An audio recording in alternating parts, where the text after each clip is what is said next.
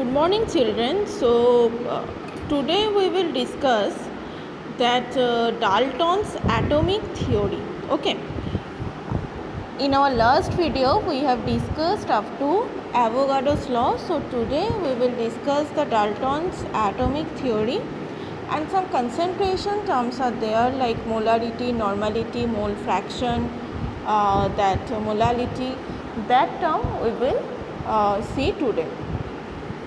So, in case of Dalton atomic theory, first of all, it is said that matter consists of invisible atoms.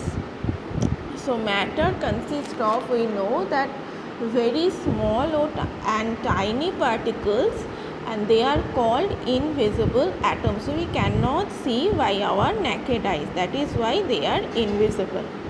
So, next, all the atoms of given element have identical properties including identical mass. So, next, the atoms of the same element, they having identical properties including identical mass. Atoms of different elements differ in mass. So, first of all, we have seen that invisible atoms matter consists of. Secondly, same elements, they having identical properties including identical mass. Third one, the compounds are formed when atoms of different elements combine with a fixed ratio. So, when compounds will be formed, atoms of the different elements, just like carbon dioxide. So, carbon dioxide is produced by the combination of carbon and oxygen by 1:2, that is the mass ratio 12:32, that means 3:8. So, this ratio will be same for carbon dioxide. Not only for carbon dioxide, each and every compounds, the ratio should be fixed whenever the elements are combined together. Okay. So, last one, chemical reaction involve the reorganization of the atoms. These are neither created nor destroyed in a chemical reaction. Atoms we cannot lose by neither created and also nor be destroyed. Okay. So, when the chemical reaction occur, we will get a new product, but still the number of atoms should be same between the reactants and the products. So, there the theories are given by Dalton's, and it is called the Dalton atomic theory. So, we are coming to our next topic, that is atomic and molecular mass. So, atomic and molecular mass, they both are called molar mass. Suppose any atom, it will exist as atomic form, just like helium. Helium, neon, argon, xenon, radon, they all are noble gases and they can exist only in the atomic form. So, for them, not only for them, whenever oxygen, nitrogen, hydrogen, they all are present in the atomic form, we will consider the atomic mass, and when they are present in molecular form, when they are making a molecule by the combination of two or more elements, they are called molecule. So, that time the molecular mass we will consider. Just for oxygen, it is having the atomic mass 16, but molecular mass 16 into 2, that is 32 gram. So, atomic mass unit we have to use for the giving the atomic mass of any substance. So, it is defined as the mass exactly equal to the 1/12 of the mass of one carbon atom. So, 1 AMU equals to 1.66056 into 10 to the power minus 24 gram, and AMU we can write, also we can represent it by small u. Okay. So, AMU means atomic mass unit.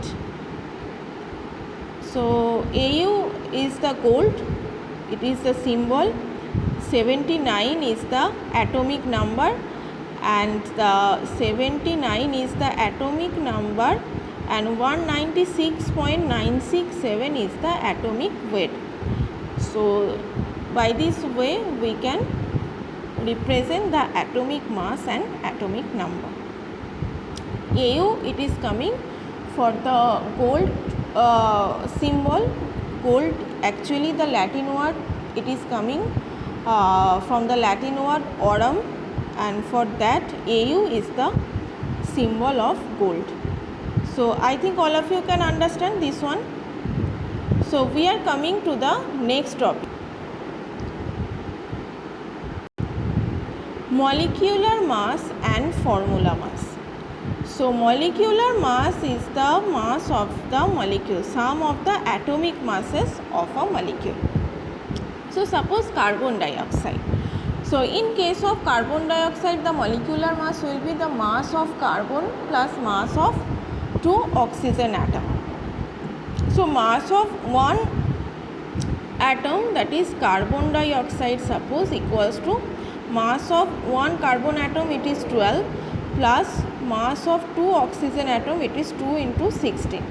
So that means it is coming 44 gram per mole, or we can write gram per mole. Gram per mole is the molar mass of any of the substances whenever we representing the molar mass. When it is in terms of atomic mass, I mean atomic form, that time atomic mass we will consider. When it will come as molecular mass, then molecular mass it will be considered. Okay, molar mass actually it is of two types, one is atomic mass, another one is molar mass. So by this way we can easily find out the molecular mass of molecules. And formula unit mass is the empirical formula, just I am coming formula unit mass, that one. Next one, it is given the formula unit mass. Formula unit mass, whenever that formula we are using, okay. So what we can write? Suppose in case of formula mass, HCl is the formula, or we can also consider the empirical formula. Sometimes we do the empirical formula, just like suppose CH2O whole n. So n may be 1, n may be 2, that may be possible. So C is 12, for 2 hydrogen it is 2 plus 16 into n is the formula mass.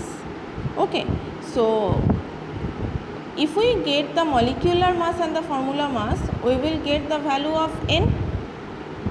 So if we get the value of n, we can know the formula of the compound. Okay, so I think all of you can understand this one. So next topic we will see after that.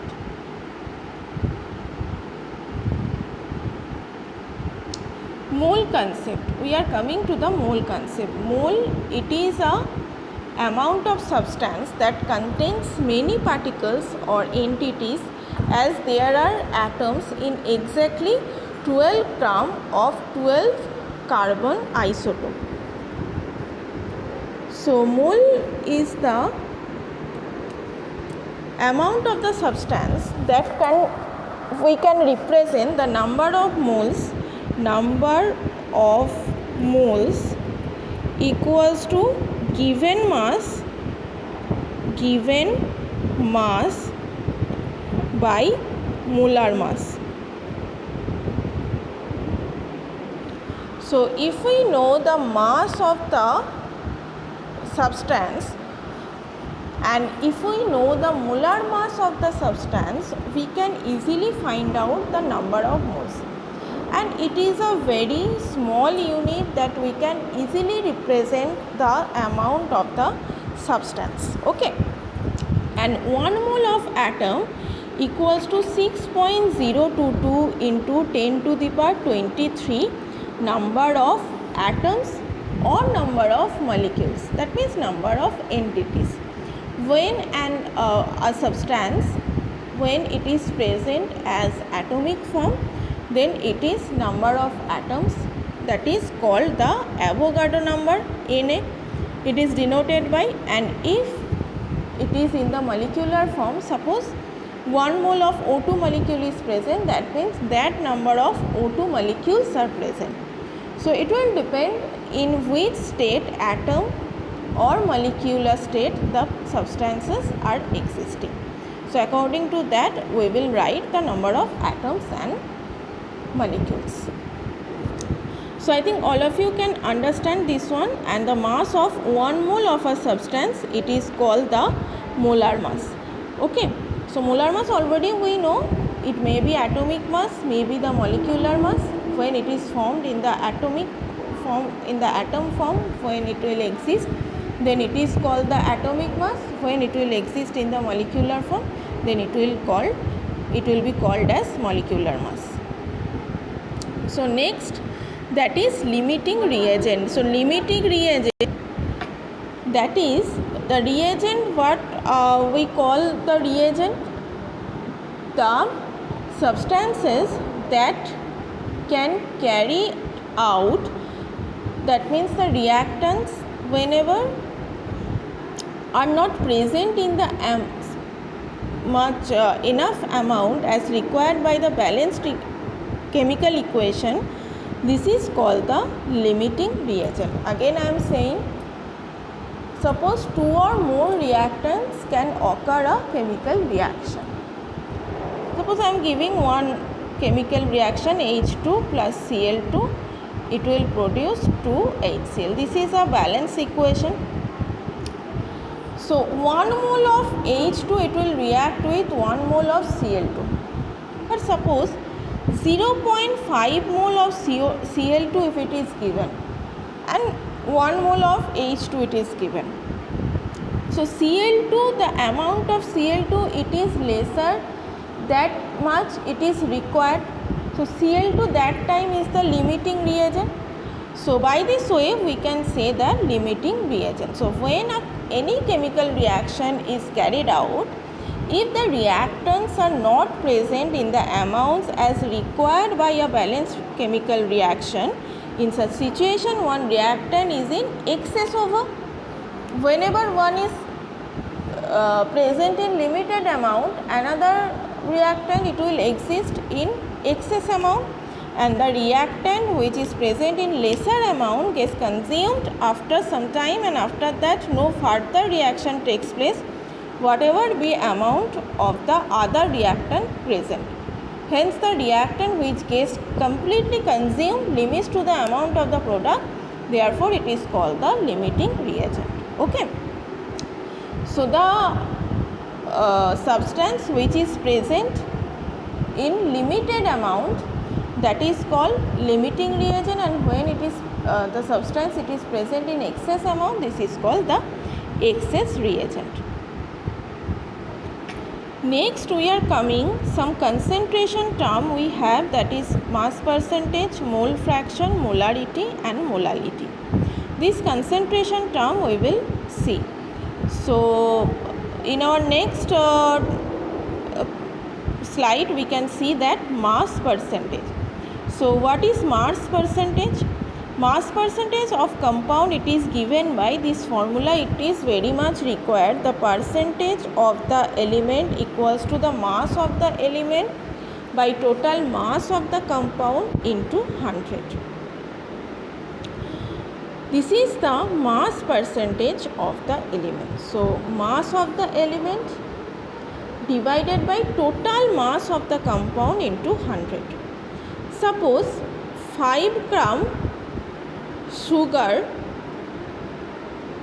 it is present in 100 gram or 95 gram of 5 gram of sugar, 5 gram of sugar, it is present in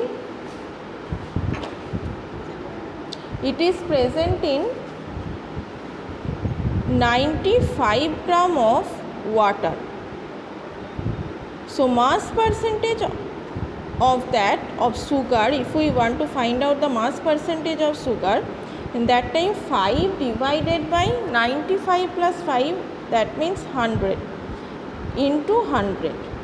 So equals to, it will come 5%. So this is the 5% solution we can say. So mass of the element divided by total mass of the compound into 100, it is the mass percentage of the element, and it is the used for the very small, the calculation of very small quantities. So I think all of you can understand which is mass percentage. Next we will see mole fraction.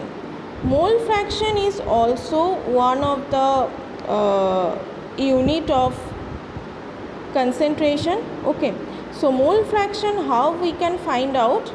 Mole fraction means the number of moles of the element divided by total number of moles of the solution. So suppose in a solution 2 moles of salt, it is present in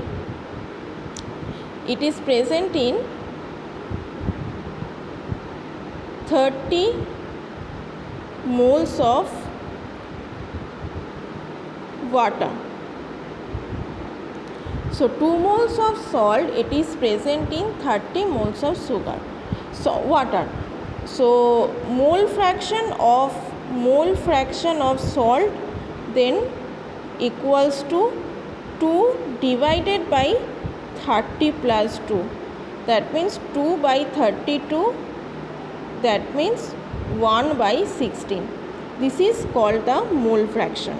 So mole fraction means the number of the element, the number of moles of the element divided by total number of moles, and the mole fraction of another components, it is number of moles of that particular components by total number of moles. Here it is showing Na by Na plus Nb. This is A is one component, B is another component. A and B, they are making a solution, and the mole fraction of A, it is the number of moles of A divided by total number of moles, that is Na plus Nb. In case of mole fraction of B, that is number of moles of B divided by total number of moles, that is Na plus Nb. Total number of moles, that is Na plus Nb. And Xa plus Xb equals to 1. The components, the mole fraction of components, the sum of the mole fraction of the components, it should be equal to 1. Okay. So if we get Xa, it is the denoted term of the mole fraction of component A, and Xb is the mole fraction of the component B, and Xa plus Xb equals to 1. Okay. So this is called mole fraction. So next we are coming to our next topic, that is molarity. Molarity, that means whenever the number of moles of solute present in 1000 ml of the solution, this is called the molarity of the solution, and it is denoted by capital M. So suppose for a solution, if it is written 2 capital M sugar water solution, so it will indicate 2 moles of sugar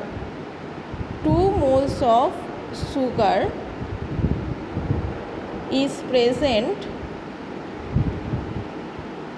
1000 ml of solution. So 2 moles of sugar, it will be present in 1000 ml of the solution.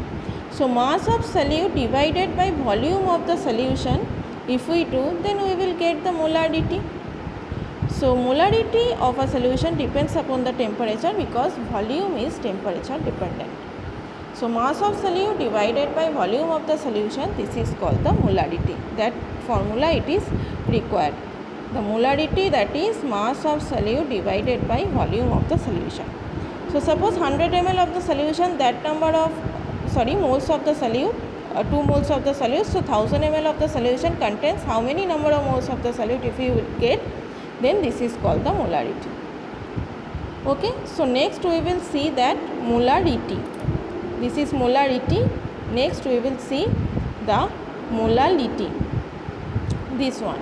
So molality, that means whenever moles of the solute present in 1 kg per kg of the solvent. Okay, so number of the moles of the solute, suppose 2 moles of the solute, it is present in 100 gram 1000 gram or 1 kg of the water, then it is called 1 molal, and it is indicating by small m.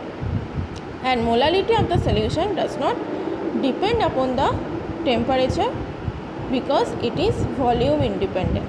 Volume, it is dependent upon the temperature, but molality, it is not depending upon the volume. Okay, so x mole of the solute, it is given to the n kg of the solvent. So n kg of the solvent, it is containing x mole of the solute. So 1 mole of the n kg of the solvent, it is containing x mole of the solute. So 1 kg of the solvent containing x by n mole of the solute. So 1000 gram or 1 kg, that means contains those number of the moles of the solute, that is called molarity. So its molality equals to x by n, that is the answer. So by this way we can get it. I think all of you can understand. Up to that, in our next class we will see our next topic. Thank you. Have a nice day.